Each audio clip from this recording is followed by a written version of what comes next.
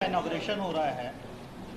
विपक्षी पार्टियां, कई सारी विपक्षी, करीब 19 विपक्षी पार्टियों ने आह्वान किया कि वो उनका कहना है कि इस इनॉग्रेशन में वो शामिल नहीं हुए क्योंकि प्रेसिडेंट इनॉग्रेट नहीं कर रही हैं।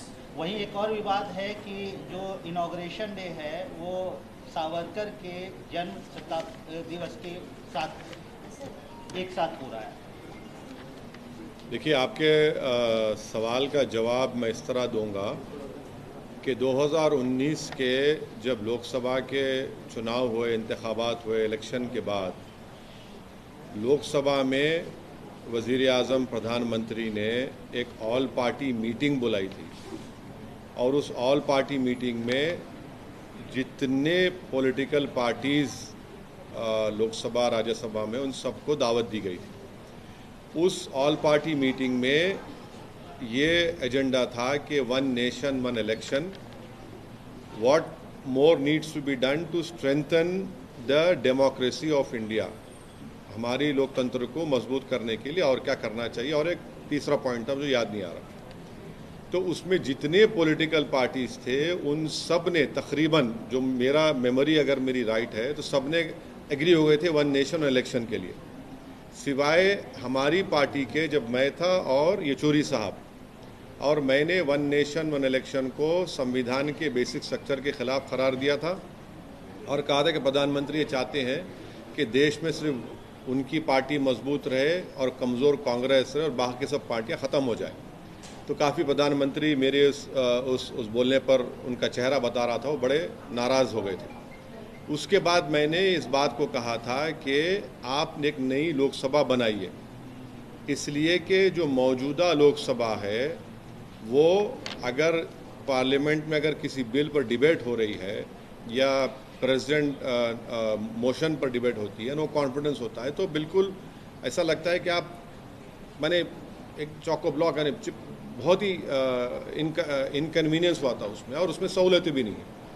तो खैर प्रधानमंत्री ने जो अपना जवाब दिया वो बड़े नाराज़ हुए मेरे उस बोलने पर कि ओवैसी ने वन नेशन इलेक्शन के ख़िलाफ़ उसने कहा, और उन्होंने मिसालें दी।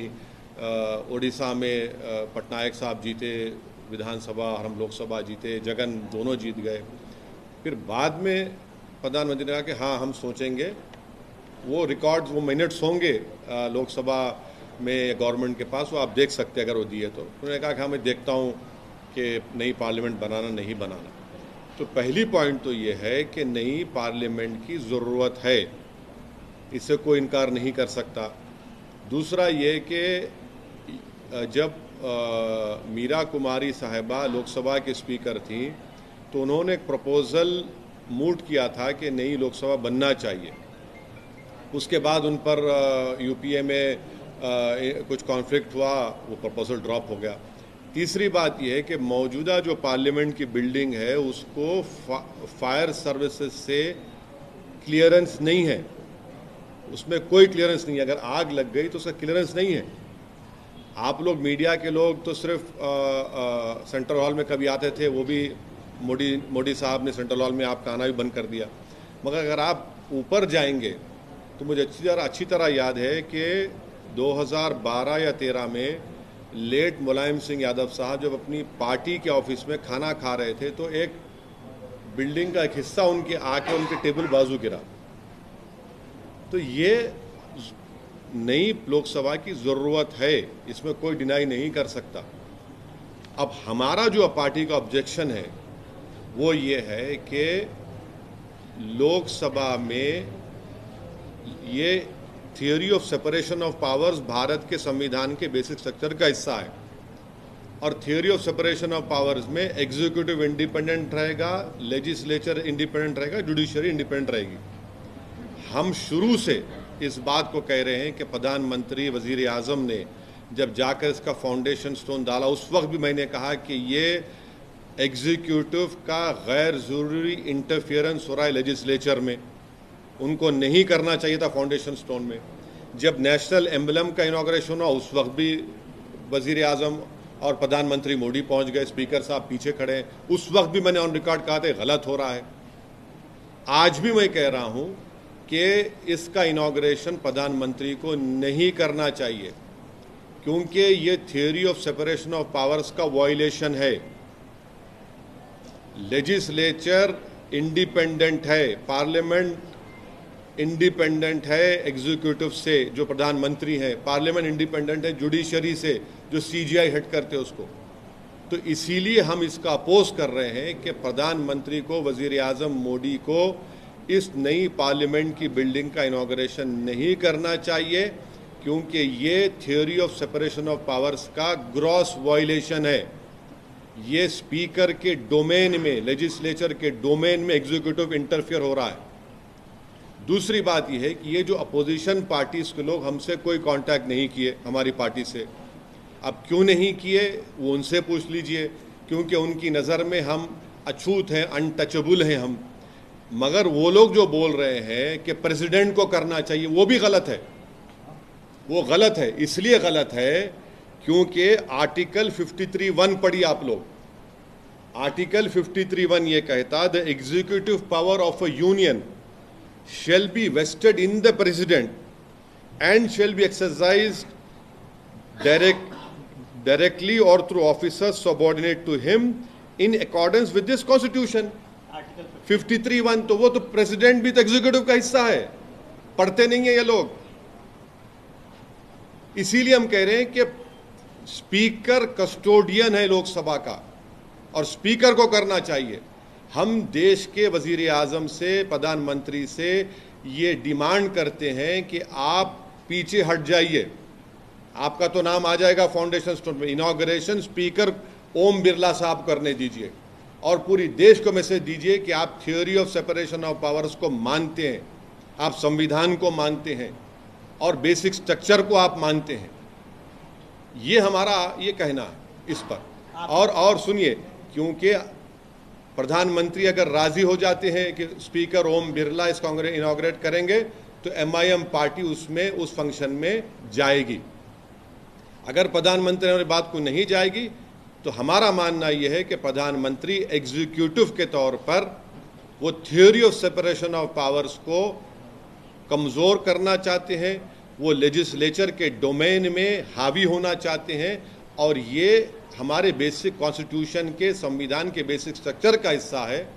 ये संविधान के लिए भी ठीक नहीं है, ये theory of separation of powers के लिए ठीक नहीं है, ये इंडिपेंडेंस ऑफ लेजिस्लेचर के लिए ठीक नहीं है। अगर प्रधानमंत्री, वजीर आजम बजिद है कि मैं ही करूंगा इसका, तो फिर हम इस फंक्शन में शिरकत नहीं करेंगे। सावरकर के जन्मतिथि पे कर रहे हैं, अगर ओम बिरला करते हैं तभी भी जाएंगे सावरकर को? अब पहले तो आप पूछ लीजिए प्रधानमंत्री से कि वो असदुद्दीन ओवैसी की इस बात को मानेंगे या नहीं मानेंगे। जब अगर वो पब्लिकली कहेंगे कि ओम बिरला साहब स्पीकर हैं और वो इनॉग्रेट करेंगे, तो फिर आप आकर हमारे सामने माइक पकड़ के खड़े हो जाइए, हम आपको बता देंगे। सर, एक वहाँ पर अमित शाह जी ने अभी प्रेस कॉन्फ्रेंस किया और जानकारी दी नए पार्लियामेंट्री बिल्डिंग के बारे में। वहाँ पर एक हिस्टोरिक सेनेगल, ये तमिल का शब्द है, एक राजदंड जैसा है, उसको स्थापित किया जाएगा इस पार्लियामेंट बिल्डिंग में। क्या किया जाएगा? बेसिकली एक राजदंड जैसा है, गोल्ड का बना हुआ है, बेस जैसा। हाँ, उसको स्थापित किया जाएगा स्पीकर के चेयर के साथ। ये जब जहाँ से ब्रिटिशर्स जा रहे थे उन्होंने उसको सौंपा था प्रधानमंत्री उस समय के नेहरू जी को, और अब उसको यहाँ पर पार्लियामेंट बिल्डिंग में स्थापित किया जाएगा। अच्छा। इस कदम को आप कैसे देखते हैं? इसका स्वागत करेंगे आप? हिस्टोरिकली सिग्निफिकेंट एक आर्टिफैक्ट को वहाँ स्थापित करना। वो क्या होगा? वो क्या होगा? वो गदा के जैसा। गदा कैसा होगा? आप गदा को इस्तेमाल कर रहे हैं एग्जीक्यूटिव के लेजिस्लेचर के ऊपर। अरे भाई, हम आपसे क्या कह रहे हैं? आप गदा आप सुन, मैं समझ गया। मैं अमर चित्रा कथा में पढ़ा हूँ अपने बचपने में, जानता भी हूँ। मगर आप theory of separation of powers को क्यों मारना चाह रहे हैं? बेसिक स्ट्रक्चर को क्यों मारना चाह रहे हैं? आप लगा तो रहे हैं, आप तो सजदा भी कर दिए थे जब पार्लियामेंट गए थे। मगर पार्लियामेंट की खूबसूरती यह है कि theory of separation of powers, अगर प्रधानमंत्री ऐसा इनॉग्रेट करेंगे और स्पीकर को पीछे कर देंगे, तो सवाल मोदी और ओम बिरला साहब का नहीं है, ये एक प्रेसिडेंट बन जाएगा गलत, जो हर प्रदेश में, हर स्टेट में हर चीफ मिनिस्टर बोलेगा कि नहीं स्पीकर कुछ नहीं, मैं हूं, तो फिर इंडिपेंडेंस ऑफ लेजिस्लेचर का क्या होगा? ये पॉइंट है। और आर्टिकल 53(1) पढ़ना चाहिए अपोजिशन पार्टीज को, और बोले जा रहे प्रेसिडेंट करे। अरे प्रेसिडेंट तो एग्जीक्यूटिव का हिस्सा है भैया, पढ़ा करिए थोड़ा आप लोग। आप हमसे नफरत करते हैं, करिए, कोई बात नहीं, मतलब पढ़ लीजिए। प्राइम मिनिस्टर ऑस्ट्रेलिया में विजिट कर रहे हैं, वहाँ के प्राइम मिनिस्टर ने उनको बॉस बोला है कि आपके बॉस कौन है? आप लोगों के बॉस कौन है? हमारे बॉस जनता है। आप लोगों के बॉस कौन है? आप पूछ लीजिए अपने आप से। जानते हैं पप्पा जी हैं आप लोगों के बॉस। हमारे बॉस जो है जनता है, जनता हमारे कोर्ट डाली। अब वो बोले नहीं बोले, मेरे को क्या करना है? उनसे जाके पूछिए ना। 12 घंटे का सफर है, चले जाइए प्लेन में। एमनेस्टी इंडिया ने कर्नाटक गवर्नमेंट से कहा है कि हिजाब बैन पर हम शुरू से इस बात का डिमांड कर रहे हैं कि हिजाब बैन अनकॉन्स्टिट्यूशनल है, जो बीजेपी की सरकार ने किया था। वो आर्टिकल 29 राइट टू कल्चर का ब्लेटेंट वायलेशन है, ग्रॉस वायलेशन है। ये हम शुरू से कह रहे हैं। कोई क्या कहता है नहीं कहता हमको मतलब है। हमारा कंसिस्टेंट स्टैंड ये है कि राइट टू कल्चर एक अनफेटेड फंडामेंटल राइट है संविधान में, और मुझे उसका प्रोटेक्शन हासिल है। वो अनकॉन्स्टिट्यूशनल है, उस बैन को जाना चाहिए। सुप्रीम कोर्ट में भी जब ये 2 जजेस बेंच के पास गया तो 2 जजेस ने डिफरिंग ओपिनियन दिया, और एक फेवर में जो जजमेंट आया तो उन्होंने यही बात कही है। और आप कैसे रोकेंगे किसी को कपड़ा क्या पहने? कर्नाटक में कांग्रेस की सरकार आई सर। मैं जो शुरू से बोल रहा हूं, उनको बोलने की क्या जरूरत है? जो संविधान पर हल ओत लिए हैं उनको संविधान का पासो लिहाज रखना चाहिए। कर्नाटक में नहीं, कांग्रेस सरकार ने 5 अपने जो चुनाव के पहले के वादे थे उसको पूरा कर दिया, लेकिन बजरंग दल के ऊपर खामोश है बैन के ऊपर। आपने पहले भी सवाल उठाया था। नहीं, अभी तो हनीमून पीरियड चल रहा है। इब्तिदाई इश्क देखिए आगे होता है कि अभी छोड़िए ना, इतने जल्दी उन लोगों को आप क्यों बोलेंगे? अभी तो अब शुरुआत हुई है उन लोगों की, अभी तो आगे जाना है। थोड़ा टाइम दीजिए उन लोगों को, उसके बाद फिर ये सब सवालात आपके वाजबी हैं, जनता देखेगी। मगर अभी इतनी जल्दी क्यों? नई सरकार बनी है, उनको टाइम दीजिए। ये जो न्यू पार्लियामेंट बिल्डिंग है और ये जो सिंबल जो लगाने की बात कर रही है, अपोजिशन पार्टीज कह रही है कि ये एक कम्युनल डिवाइड करने की कोशिश कर रही है बीजेपी। आप कैसे देखते हैं? क्या ये कम्युनल डिवाइड की तरह आप देखते हैं इसको? कम्युनिटीज़ को डिवाइड करने की तरह देखते हैं? मैं ये बोलूँगा कि जो भारत का संविधान बन गया था और भारत के संविधान बनने के बाद उस किताब पर बड़े बड़े लोगों ने साइन की, जिसको हम अंग्रेजी में कहते हैं हमारे फोर फादर्स। उस संविधान की किताब में भारत की हिस्ट्री में जो लोगों ने बड़ा रोल अदा किया उन सब की फ़ोटो है, जिसमें राम सीता की भी है, गौतम बुद्ध की है, महावीर की भी है, गुरु नानक जी की है, और उसमें बादशाह अकबर की भी है, झांसी रानी की भी है, और टीपू सुल्तान रहमतुल्लाह अलैह की भी है। वो किताब तो पार्लियामेंट के लाइब्रेरी में मैं देख के आऊँ, आज भी है। अब उसको क्या करेंगे आप उसको क्या करेंगे? और दूसरी बात, ये देश का जो संविधान है वो किसी रिलीजन को मानता नहीं है, वो सब रिलीजन को सेलिब्रेट करता है। और अगर बीजेपी इस देश को 1 नेशन 1 रिलीजन 1 कल्चर 1 लैंग्वेज के लाइन पर लेके जा रही है, तो फिर ये तो आप उन लोगों को धोखा दे रहे हैं जिन्होंने इस देश की आज़ादी में अपनी जानों को कुर्बान किया था। बाबा साहब अम्बेडकर ने जब संविधान में बात की थी, लिबर्टी, इक्वालिटी, फ्रेटर्निटी, जस्टिस, ये प्रियम्बल क्या है? ये इसको समझने की ज़रूरत है। अच्छा लगता है सर, नए पार्लियामेंट बिल्डिंग में समान आचार नागरिक संहिता, यूनिफॉर्म सिविल कोड का बिल गवर्नमेंट लेके आएगी, प्रॉब्ली फर्स्ट बिल हो सकता है वो। अब नहीं मालूम कि क्या क्या लेकर आएंगे, नहीं लेकर आएंगे, मगर हम फिर से देश के वजीर आज़म से, प्रधानमंत्री से डिमांड करते हैं कि आपका नाम तो प्लैक पर आ जाएगा और रहेगा भी, मगर इनॉग्रेशन स्पीकर लोकसभा ओम बिरला साहब से करवा दीजिए। तो दिल बड़ा करिए ना, दिल बड़ा करने में क्या हो जाएगा? आप बाजू ठहरिए खैंची से, ओम बिरला साहब काट देंगे उसको, और क्या है उसमें बुरी बात क्या है? कभी कभी सेकेंडरी भी तो हो जाइए। हर चीज़ में आप आगे रहेंगे तो कैसा होगा? ये तो theory of separation of powers का मामला है। हाँ, आपकी पार्टी है, अलग बात है, एग्जीक्यूटिव का फंक्शन है, बिल्कुल आप प्राइम मिनिस्टर हैं, मगर ये तो लोकसभा है, लेजिस्लेचर है, ये तो बेसिक स्ट्रक्चर का हिस्सा है। इसमें भी आप सामने रहेंगे तो कैसा होगा बताइए। फिर संविधान पर आपने ओथ लिया है, आपने तो सजदा किया है पार्लियामेंट के सामने, आपने संविधान को चूमा है। सर, एक और इम्पोर्टेंट जो बात चल रही है आजकल ऑर्डिनेंस को लेकर के, दिल्ली सरकार वर्सेस सेंटर, जिस प्रकार से सेंटर में देखिए, सुनिए, ऑर्डिनेंस जो लाया गया है सुप्रीम कोर्ट के जजमेंट के बाद लाया गया है, लीगली सरकार को राइट है ऑर्डिनेंस लाने का, मगर एथिकली उनको राइट नहीं था। लीगली तो राइट है, एथिकली उनको राइट नहीं था। जब सुप्रीम कोर्ट ने कह दिया तो आपने ऑर्डिनेंस ला लिया, उनको लीगली राइट है। अब हम ये पूछना चाह रहे वो हमारे छोटे रिचार्ज की पार्टी से कि आर्टिकल 370 जब पार्लियामेंट में आया था तो आपने बीजेपी को सपोर्ट क्यों किया? आज आप रो रहे हैं, आज आप रो रहे हैं। कल हम जब पुकार कर कह रहे थे कि आपने सपोर्ट क्यों किया 370 का। 370 को जो निकाला गया है वो कॉन्स्टिट्यूशनल ब्रीच है।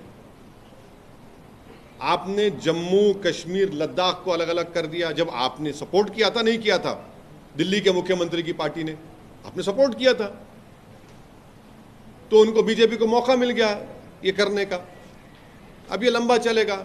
अब पार्लियामेंट शुरू, अब देखिए, अब सुप्रीम कोर्ट खुलेगा, छुट्टियां शुरू होंगी, वहां पर जाएगा मसला ये, तो सरकार की तरफ से बोला जाएगा कि हम मानसून सेशन में बिल ला रहे हैं। अब बिल आएगा, बिल में बीजेपी की ब्रूट मेजोरिटी है, बिल आ जाएगा, फिर सुप्रीम कोर्ट जाइए, चलिए जंग चलिए, वहां चलते रहेगी। ये देखिए, आप व्हाट, अंग्रेजी की कहावत है, what goes round comes around, ये उनसे हुआ है। आप 370 क्यों सपोर्ट किया बताइए? 370 आपने सपोर्ट किया ना, नहीं किया? अगर आप उस वक्त आपको ख्याल होता कि आप खुद एक यूनियन टेरिटरी में हैं और एक स्टेट को तोड़कर यूनियन टेरिटरी बनाया जा रहा है, तो आपके तो कान खड़े होना चाहिए थे कि तो हमसे भी होगा, ये सांप हमारे गले में डाला जाएगा। मगर आपको बड़ा, आपका सो कॉल्ड नेशनलिज्म पर आपको चलना था। सर, फिर से गाली पॉलिटिक्स हो रही है। अधीर रंजन चौधरी ने प्राइम मिनिस्टर को पागल मोदी बोल के बोला है। कौन? अधीर रंजन चौधरी। अब जो बोल रहे हैं उनसे पूछिए। मुझे तो इतनी गर्मी नहीं हो रही है, गर्मी ज़रूर है, मगर इतना तो गर्मी नहीं होनी चाहिए। वो जो बोल रहे हैं उनसे पूछिए कि उन्होंने क्यों कहा है भाई, किस मूड में कहा है, क्या कहा है। मैं कैसा बोलूँगा? मैं तो ये कह रहा हूँ कि प्रधानमंत्री दिल बड़ा करके स्पीकर लोकसभा से कह दें कि आप इसका इनॉग्रेट कर दीजिए, खत्म होगी बात। सर, कभी न कभी आप भी अब ये नए पार्लियामेंट में जाएंगे। हाँ, जाएंगे, बराबर जाएंगे। अरे उस ऑल पार्टी मीटिंग में तो मैंने ही कहा था, सुनिए, मैंने ही कहा था कि नई बिल्डिंग बनाइए। और उस मीरा कुमारी ने प्रपोजल भी उस वक्त यूपीए ने किया था, बाद में ड्रॉप हो गया वो।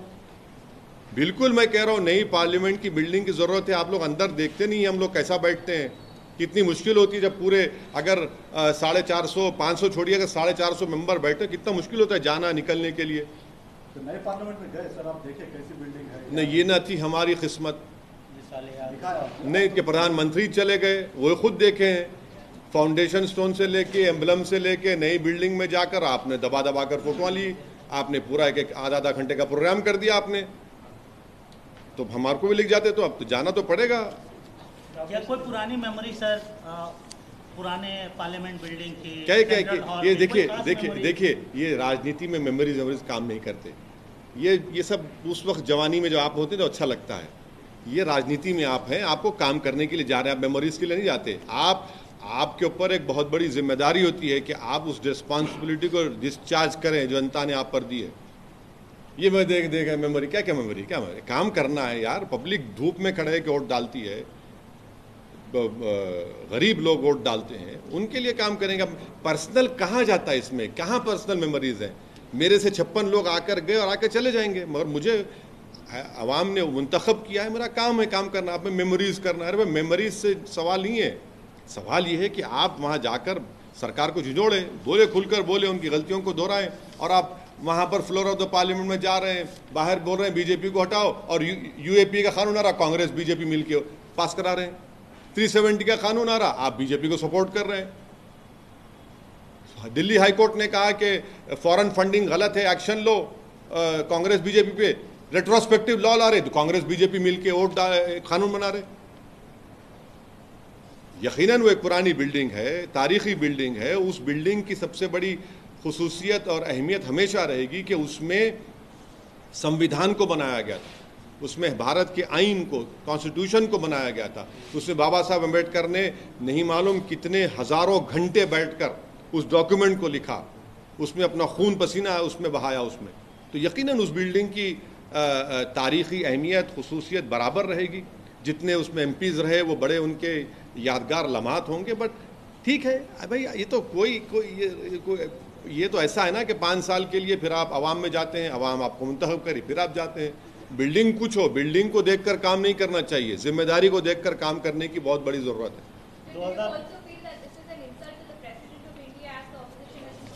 No, I am of the opinion that what the opposition parties, the so-called opposition parties, the so-called secular parties, who in their view I am an untouchable, political untouchable, they are saying president, but they forget, they are talking about Article 79. I am talking about Article 53(1), which says the executive power of a union shall be vested in the president and shall be exercised directly or through officers subordinate to him in accordance with this constitution.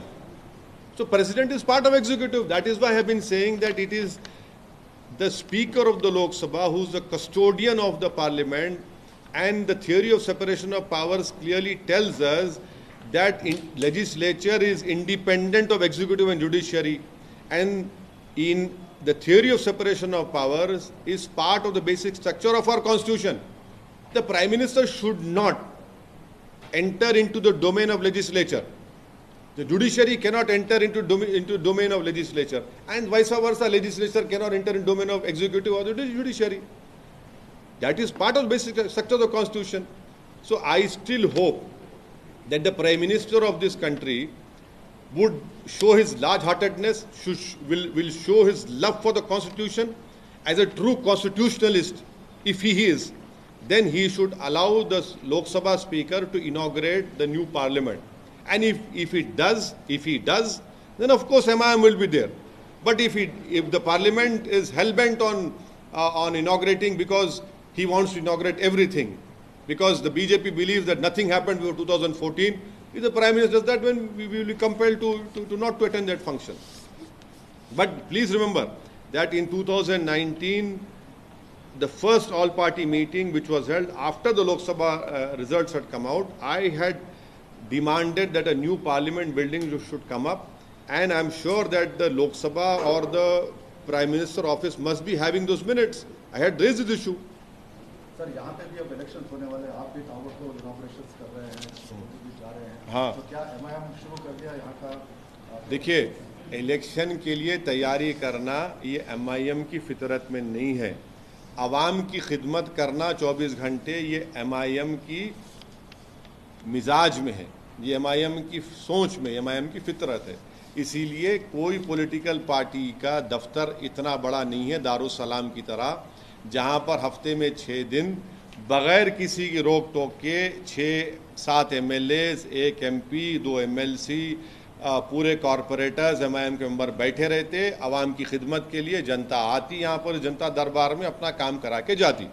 तो election की तैयारी वो party करते हैं जो 4.5 साल सोते रहते हैं, आवाम की खिदमत नहीं करते, और इलेक्शन से 6 महीने पहले, जैसा हम उर्दू में हैदराबाद में बोलते बासी कड़ी को उबाल आ गया, तो उस तरह के काम करते। हम लोग 5 साल दबा के देख को गर्म रखते। अब उसमें कभी क्या क्या पकता अलग बात है, बट हम लोग कंसिस्टेंटली आवाम के दरमियान में रहते हैं।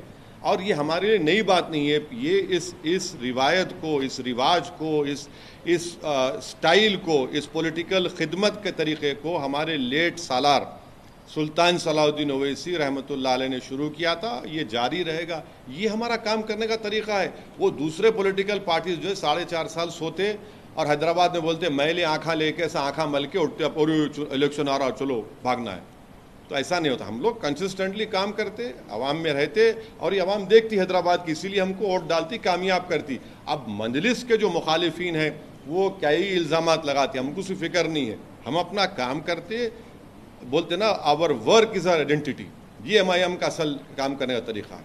कितनी सीटों पे कोई अभी तो वो बात आपको चुनाव का जब इलेक्शन कमीशन आएगा अपना डेट्स बोलेंगे, अक्टूबर नवंबर में होंगे, शायद जब भी होंगे, देखेंगे जब बोलेंगे आप।